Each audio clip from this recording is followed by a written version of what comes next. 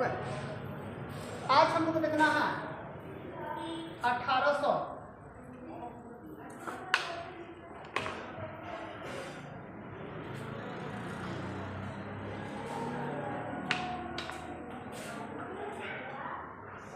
1833 का charter act.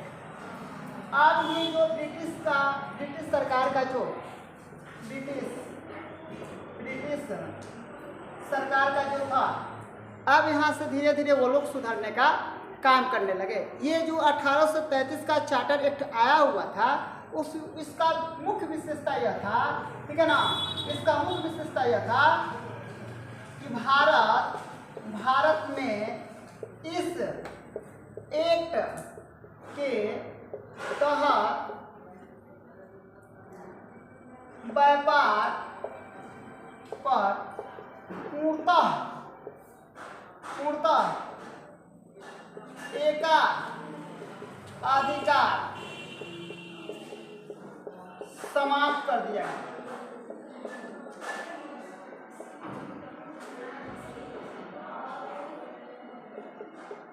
देखिए कितना महत्वपूर्ण बात है। जब 1833 का चार्टर एक्ट आया तो उस समय ब्रिटिश संसद के द्वारा जो एक्ट बना हुआ था, उस समय भारत में जो व्यापारी का कार्य जो चल रहा था वह पूर्ण रूप से क्या कर दिया गया, समाप्त कर दिया गया। इसमें दूसरा क्या हुआ, अब इस एक्ट के तहत भारत में सिर्फ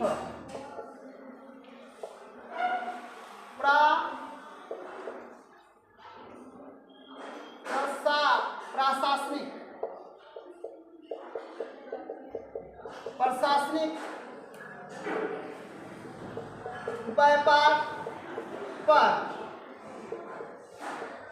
कंपनी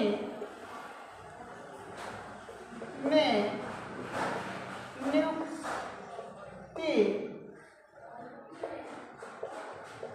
मिलती थी। याद रखिएगा, आपको बता दें कि चार्टर एक्ट 1833 के तहत इसमें नियुक्ति जो व्यापारी एकाधिकार था उसको समाप्त करके यहाँ पे प्रशासनिक एकाधिकार लागू कर दिया गया। इसमें सिर्फ प्रशासनिक एकाधिकार लागू कर दिया गया, प्रशासनिक के सिवा का व्यापार को पूर्णतः समाप्त कर दिया गया। इसको आपको नोट कर लीजिए।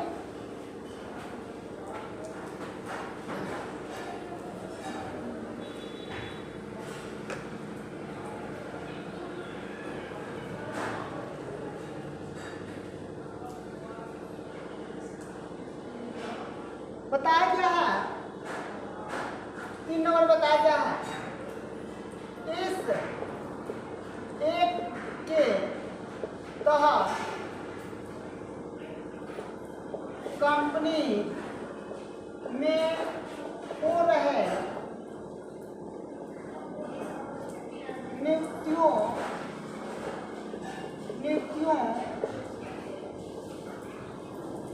इस एक्ट के तहत कंपनी में हो रहे नियुक्तियों पर भेदभाव को समाप्त कर दिया गया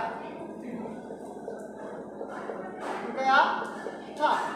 अब इस पर भेदभाव किसमें होता था, अब जो कंपनी में नियुक्ति होती थी उसमें भेदभाव कब होता था, तो भेदभाव होता था रंग के आधार पर, धर्म के आधार पर और जाति के आधार पर।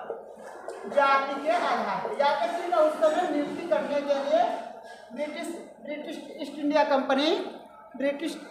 कंपनी में नियुक्ति करते समय रंग, धर्म और जाति का भेदभाव जो किया जाता था 1833 चार्टर एक्ट के तहत उसको समाप्त कर दिया गया।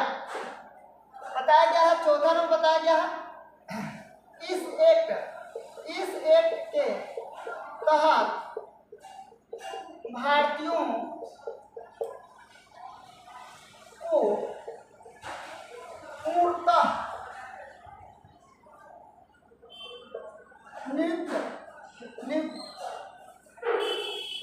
करने का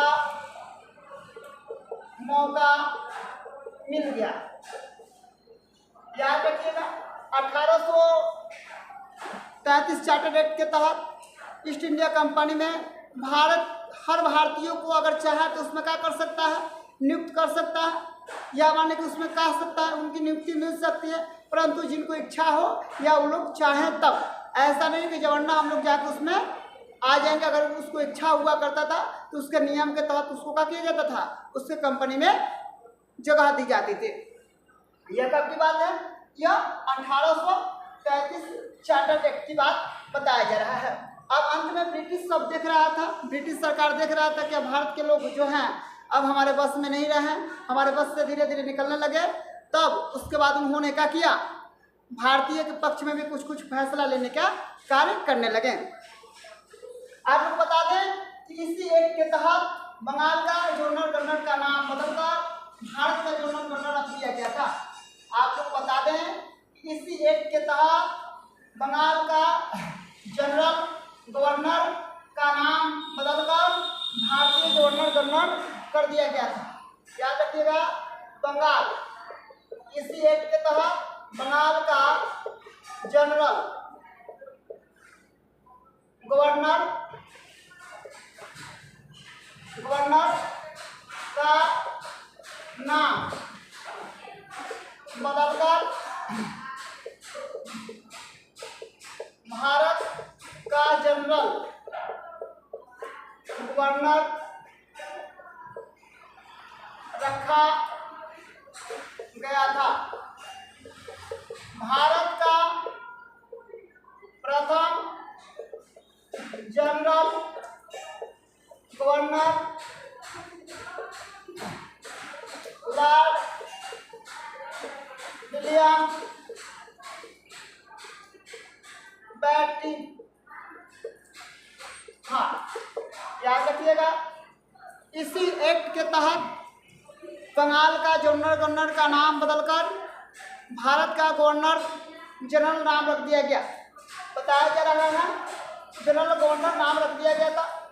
इसका भारत का प्रथम जनरल गवर्नर का नाम लॉर्ड विलियम बेंटिंक था। इसको आप लोग याद रखिएगा, बहुत महत्वपूर्ण है। उसके बाद बताया गया है 1834 ईस्वी में 1834 ईस्वी में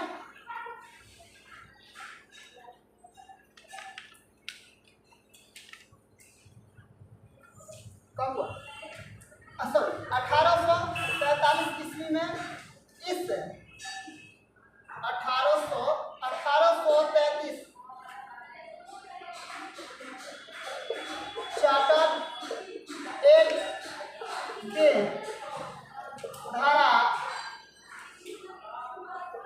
धारा 5 के तहत दास प्रथा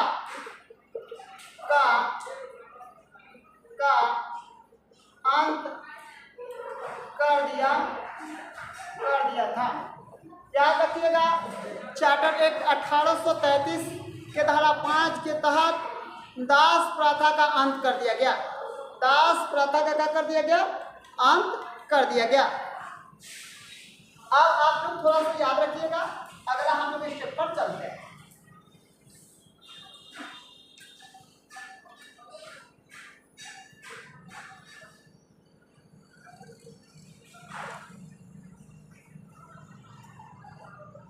बताया गया है आंग्ल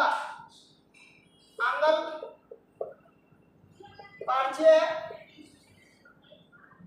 का विवाद के बाद मैकाले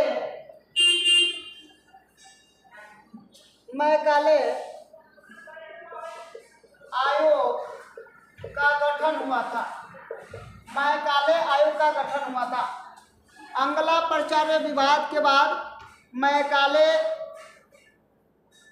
आयोग का गठन हुआ था। इस आयोग ने 1835 ईस्वी में भारतीय शिक्षा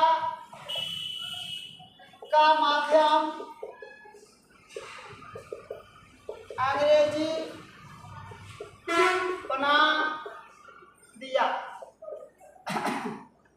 बना दिया। अगला परिचर्या विवाद हुआ। उसके बाद काले आयोजन का गठन हुआ। काले आयोजन का गठन के बाद 1835 ईस्वी में भारतीय शिक्षा का माध्यम अंग्रेजी बना दिया गया।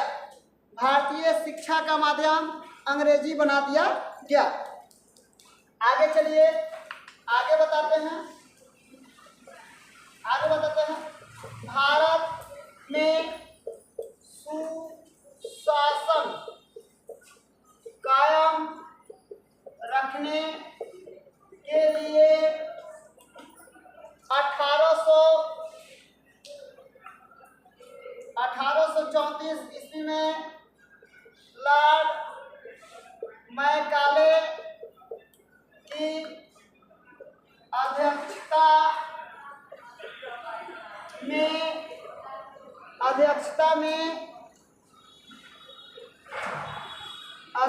में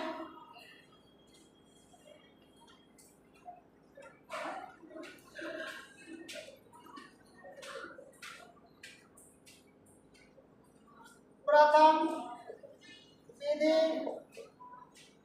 आयोग का गठन किया गया था।